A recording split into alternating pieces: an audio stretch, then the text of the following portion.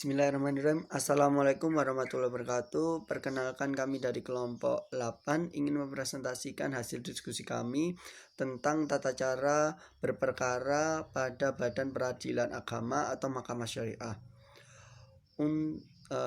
Di sini kami dari kelompok 8 yang beranggotakan yang pertama Arin Setiani, yang kedua Arozi Khairul Rozak, dan yang ketiga Muhammad Iqbal Syahputra.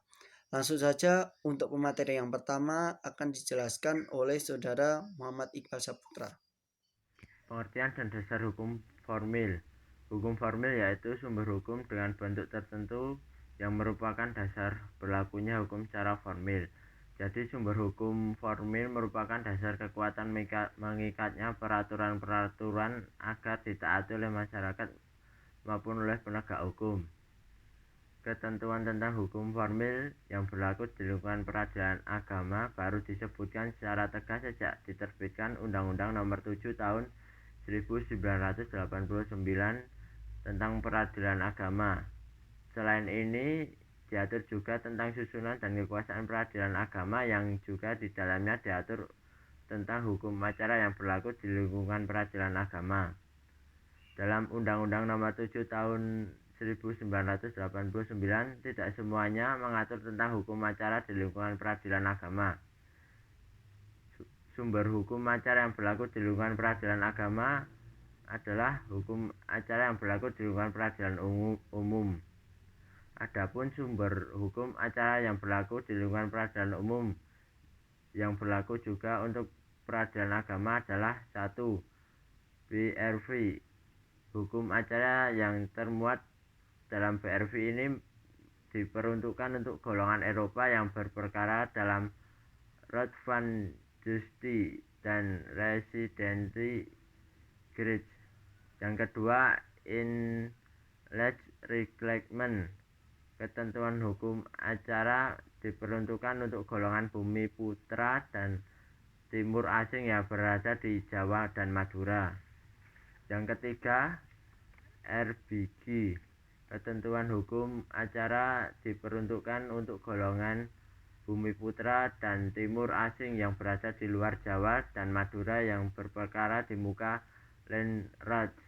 Yang keempat, Burger Witbook Fund Indonesia, yang dalam bahasa Indonesia disebut dalam Kitab Undang-Undang Hukum Perdata terdapat sumber hukum acara perdata yang tentang pembuktian yang termuat dalam pasal 1865 sampai dengan 1993.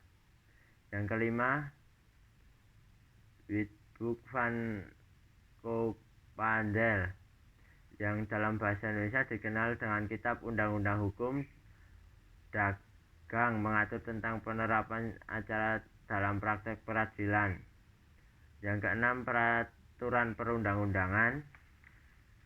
Yang ketujuh, jurisprudensi, pengumpulan yang sistematis dari keputusan Mahkamah Agung dan keputusan Peradilan Tinggi. Yang kedelapan, surat edaran Mahkamah Agung.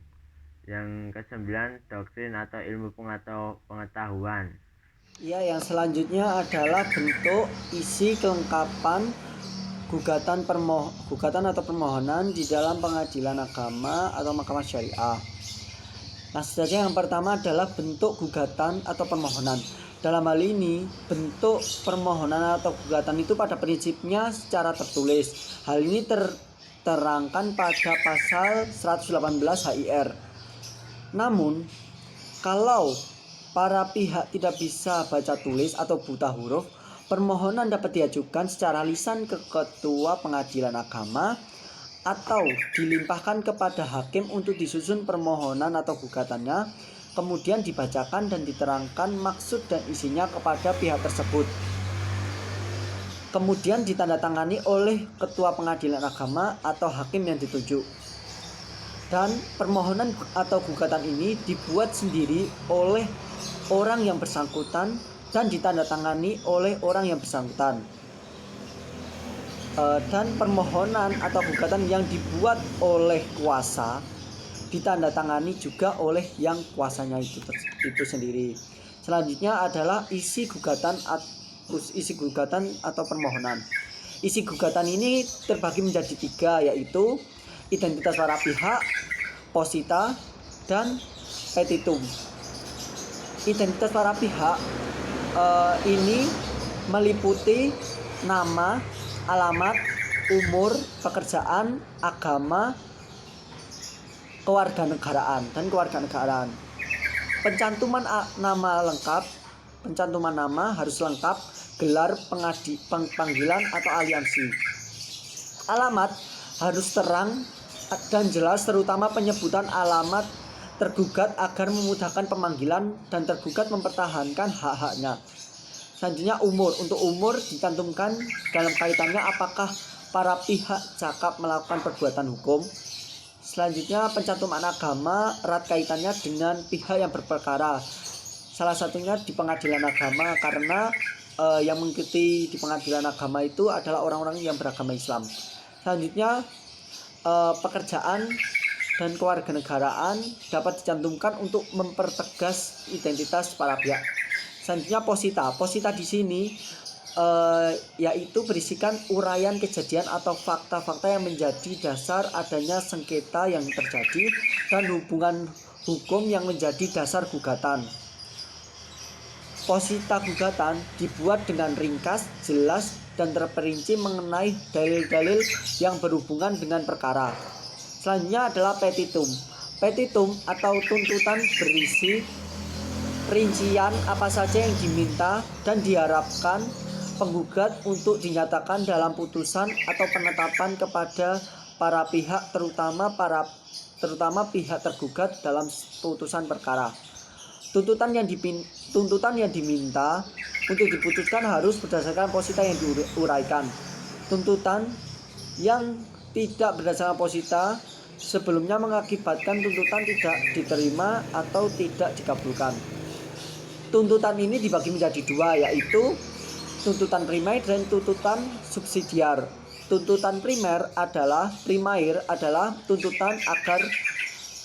tuntutan yang merupakan tuntutan terhadap gugatan pokok, sedangkan tuntutan subsidiar adalah tuntutan yang merupakan tuntutan alternatif atau pengganti yang bisa tuntutan subsidiar dirumuskan dengan mohon putusan yang seadil-adilnya.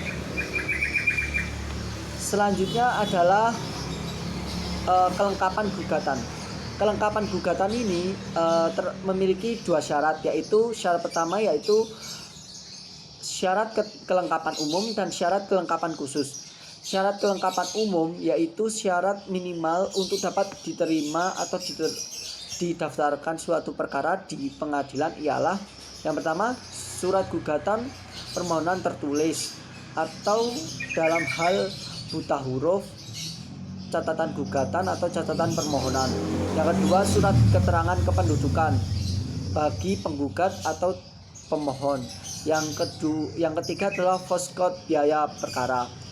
Dalam hal ini kecuali bagi yang miskin dapat membawa surat keterangan miskin dari kelurahan atau kepala desa yang disahkan sekurang-kurangnya oleh camat. Sedangkan syarat yang kedua yaitu syarat kelengkapan khusus. Syarat ini tidaklah sama dengan syarat kasus perkara. Jadi tergantung kepada macam atau sifat dari perkara itu. Ansik. Jadi walaupun bagaimanapun hendaknya jika syarat kelengkapan umum sudah sekaligus dilengkapi dengan syarat kelengkapan khusus, pada umumnya mendaftarkan perkara tentulah lebih baik dan itulah yang ideal. Selanjutnya saya akan menjelaskan pada subbab ketiga, yaitu tentang proses penerimaan, pemeriksaan, dan penyelesaian perkara pada pengadilan agama dan mahkamah syariah. Nah, langkah-langkah yang harus dilakukan yaitu yang pertama, mengajukan gugatan secara tertulis maupun secara lisan kepada pengadilan agama ataupun mahkamah syariah.